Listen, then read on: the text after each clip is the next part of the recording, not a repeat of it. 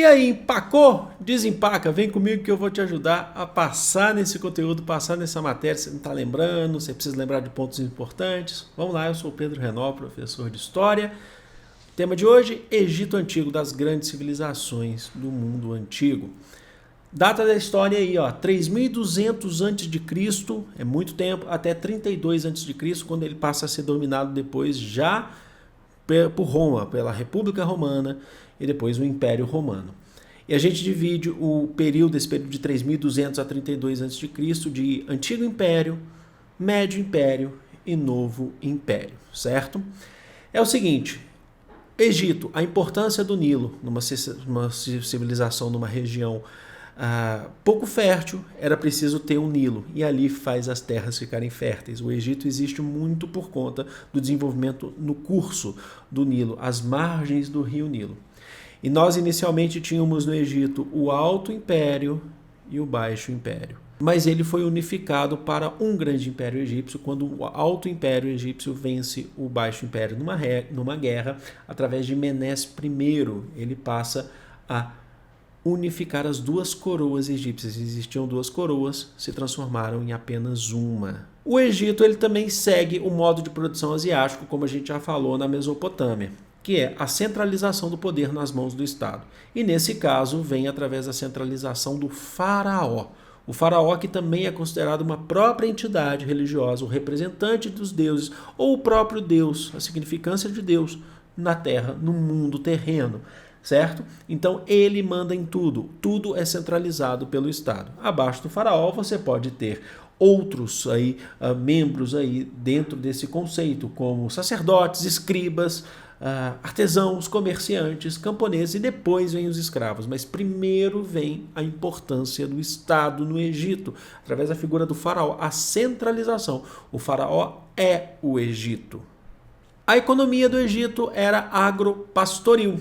Agricultura e pastoreio de animais, cabras, gado, animais de pequeno e médio porte. E também por conta do rio Nilo, eles precisavam de uma técnica de irrigação para poder abastecer as cidades e as plantações. Essa técnica a gente vai chamar de regadio, tá bom? E eles cultivavam trigos e outros cereais, a cevada também, assim como parecido com a Mesopotâmia. E eles faziam comércio com outras regiões, inclusive onde eles adquiriam inclusive metais preciosos.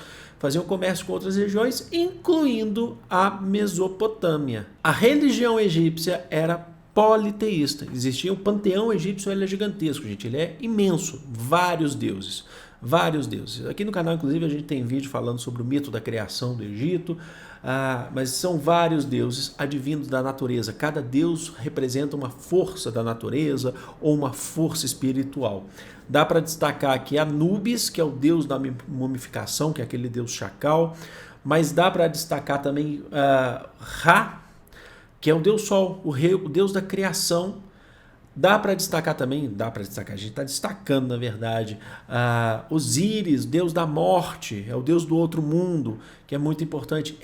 Osíris é aquele que te julga no mundo espiritual, para saber se você pode entrar com isso tudo no mundo espiritual. Inclusive os egípcios acreditavam em vida pós-morte, mas não como é o cristão. Os egípcios acreditavam que tudo que você levava dessa vida era uma extensão para a próxima vida. Então, tudo que você levava, o faraó, ele levava suas riquezas para o túmulo, certo? Então, isso é muito importante aqui. O Osíris era responsável por esse julgamento. Quando a gente chega lá, por exemplo, em uma dinastia mais avançada no Egito, que é a dinastia de Akenaton, ele vai transformar o Egito numa espécie de monoteísmo. Vai ter apenas um Deus, que vai ser Amun-Ra, certo? Mas durante boa parte o Egito foi politeísta. Não dá para negar que os egípcios eles tinham uma escrita também muito avançada para a época, que é uma escrita hieróglifa, mas é preciso notar também a questão da divisão social daquela sociedade. Ela era uma escrita muito mais utilizada por nobres e pelos sacerdotes. Tá bom? Isso é muito importante que se diga, porque existiam outros camponeses, existiam escravos, pessoas escravizadas, que não tinham esse domínio, não pertenciam, não tinham acesso a essa escrita.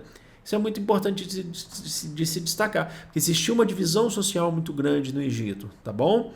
E outra coisa importante também eram os conhecimentos da astronomia, os conhecimentos de matemática que os egípcios tinham muito forte. Mas nunca se esqueçam, talvez o mais importante que a gente precisa saber sobre o Egito é essa divisão social, que o Estado ele acaba sendo mais importante nessa concepção para a sociedade, o Estado que define tudo, é um modo de produção asiático, tá bom? Então é isso, espero que vocês tenham entendido, espero que vocês tenham gostado. Beijo.